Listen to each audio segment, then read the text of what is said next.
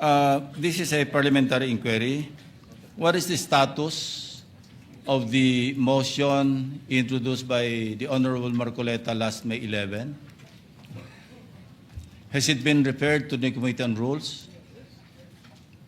I am told that it's been referred to the Committee on Rules, Majority Leader. Okay. Yes, it has been referred to the Committee on Rules, and that's why in this particular deliberation, the Committee on Rules is giving it back to the floor for plenary action, Madam President. Thank you, Mr. President. Has the Committee on Rules been constituted?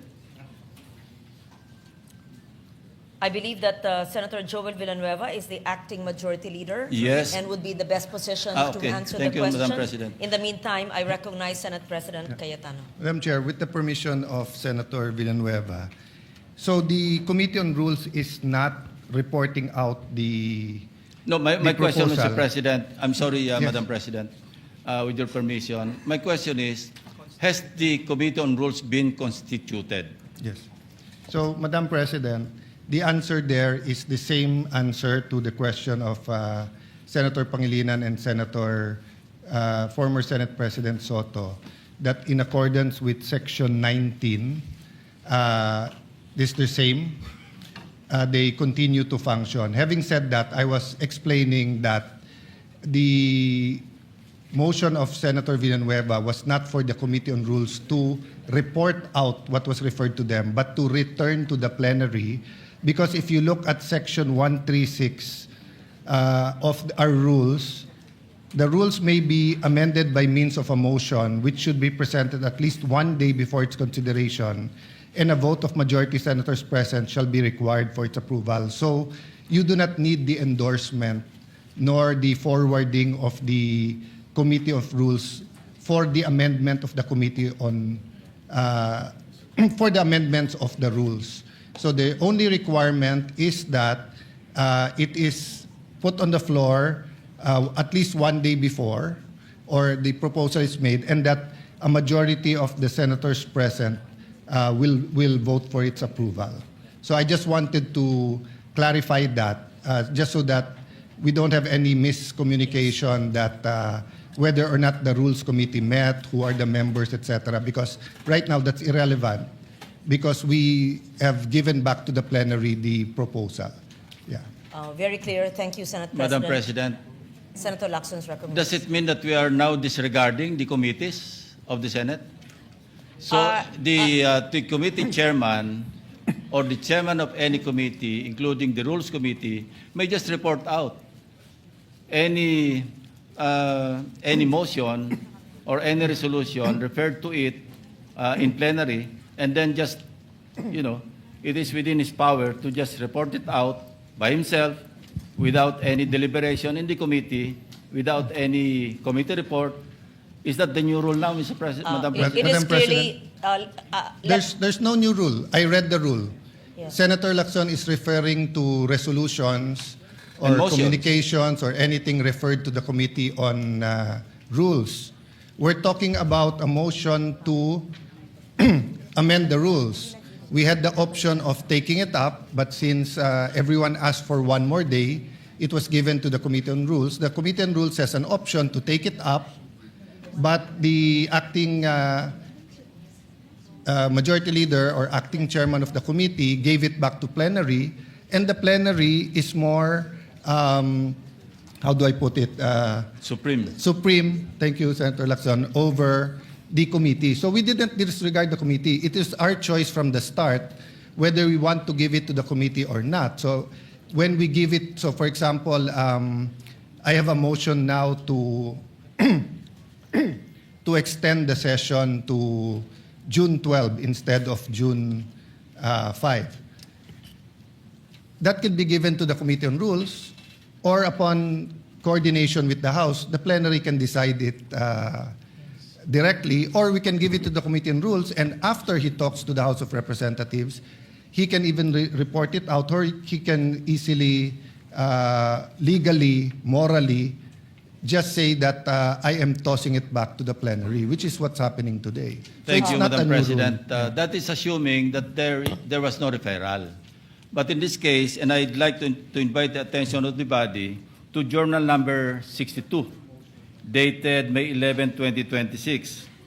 And if I may read the particular portion of this journal, proposed at 6:25 p.m., the session was resumed.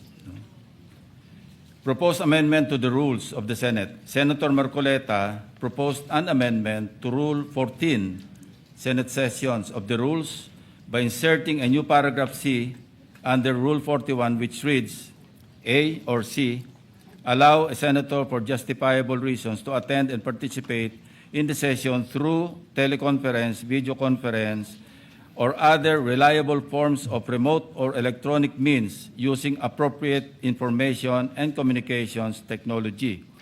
Now, here's the portion, Mr. President, or Madam President. While expressing no objection to the proposal, Senate President Cayetano A. suggested giving the Committee on Rules time to discuss the matter. Now, my question is, was there any discussion by the Committee on Rules? Apparently, there was none, because it's now being reported out by the acting majority leader without consultation with any of the members. And by the way, Madam President, wala pang Committee on Rules eh.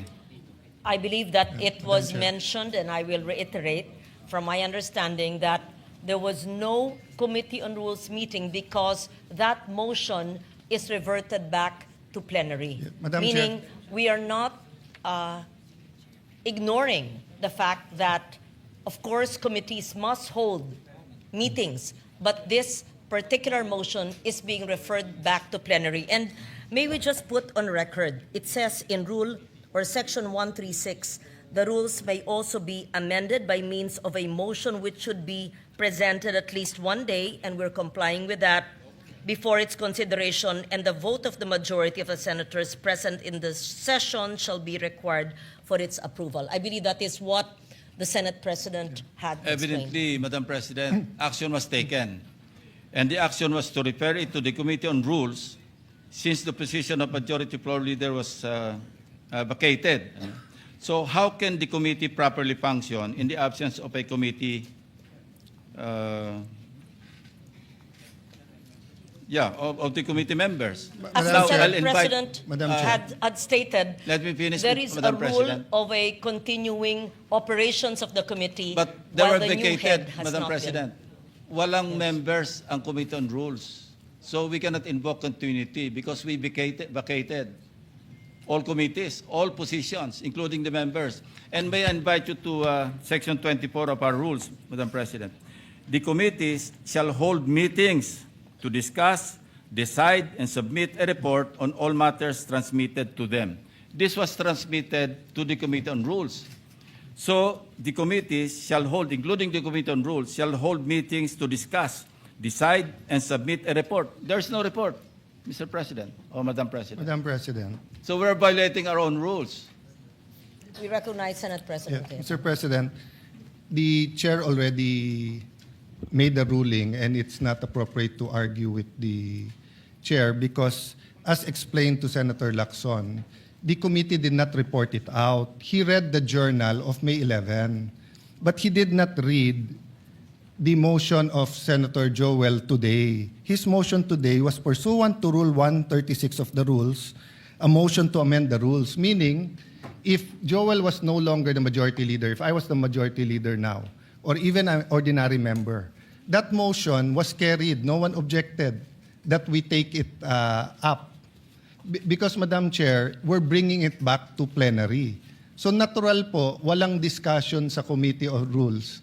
Kasi wala naman po sa rules natin na kailangan i-discuss sa Committee on Rules. We did that on May 11 so that everyone will have an opportunity to study the rule. It's a very simple amendment. So we should go to the discussion of the amendment if anyone is objecting to the amendment. But definitely, the right to propose an amendment is a right guaranteed by our rules. Senator Marcoleta has an amendment. We should go to discussing the merits or demerits of having that rule.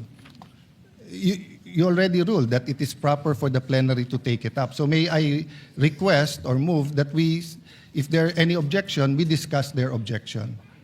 I'm objecting. That's the effect of my manifestation, Madam President. I'm objecting because I'm invoking Section 24 of our rules.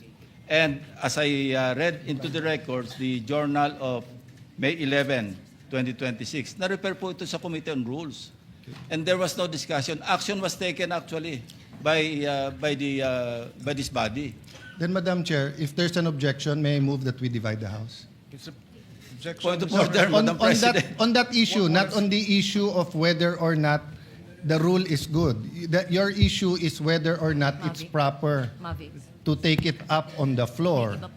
The position of the majority is that there's no rule being violated, so we will vote. The presiding officer has already ruled, but the gentleman continues to object, so we have to vote on it. Mr. President, We're not objection. voting on the amendment yet. Objection. We're voting on whether Yes. the amendment is proper or not. Yes, interjection, Madam President. Yes, Minority Leader, Senator Soto. We will have to support that resolution or thinking of Senator Lacson, which is we did not constitute the Committee on Rules. So what are we discussing right now? I suggest that we constitute the Committee on Rules and discuss it there. How do I know this? Ako minority leader hindi ako member ng rules. Ex officio Tumawag ba? Hindi. Ano to? Binabraso? Point of order, Madam Chairman. Where in the rules does it say that an amendment has to pass the Committee on Rules? Section 24, Madam President. Anong sabi po sa Section 24? The committee shall hold meetings to discuss, decide, and submit a report on all matters transmitted to them. Madam And this- Chairman, that's thank not you. the rule. The rule Yes. is 136. 136. Can you So- please, for the third time, may we request the Senate President to read into the record The rules Rule may be amended 136. by means of a motion which would be presented at least one day before its consideration, and the vote of the majority of the senators present in the session hall shall be required for its approval. So I respect their objection. But how do we determine objections in this Senate? We vote. So if there is an objection, they have already explained their position. We have explained our position. I move that we divide the House, Madam Chair. May I, Mr. President? We are several members of the minority here, and only Senator Lacson has spoken. Why are we railroading this process, Mr. President? Madam I have a Chair. number of issues that I'd like to raise regarding this motion, Mr. President. They are citing Section 136, assuming, for the sake of argument, that their position is correct. The second paragraph, Mr. President, says the rules may also be amended by means of a motion, which should be presented at least one day before its consideration. We submit, Mr. President, that the earlier motion that was entered or was referred to the Committee on Rules. This is a new motion, Mr. President. correct. And therefore, we have to take consideration of the one-day requirement before we can act on it, Mr. President. And that should be, if not tomorrow, because we don't have any session tomorrow, that should be on Monday, Mr. President. Madam Again, President. Let me reiterate. The rules may also be amended by means of a motion, which should be presented at least one day before its consideration. We submit that the motion that was mentioned last May 11 was referred Yes. to the Committee on Rules. Yeah. This is a new motion, Mr. President, that is being presented on the floor, which requires that it be presented one day before it is considered. And therefore, we have to consider this motion on Monday, Mr. President. Madam As President. explained by the acting majority leader, the motion of Senator Marcoleta has been brought to the plenary, and Referred. both the majority and the minority had mentioned Rule Section 136, and it says that the vote of the majority of the senators present in session shall be required for the Madam approval. President. I believe that this rule has been mentioned more than 5 times. Madam President. I may- believe also that the interpretation of the rule is different. So I take note of the manifestation of Senator Pangilinan. May, Mr. President, may- if I may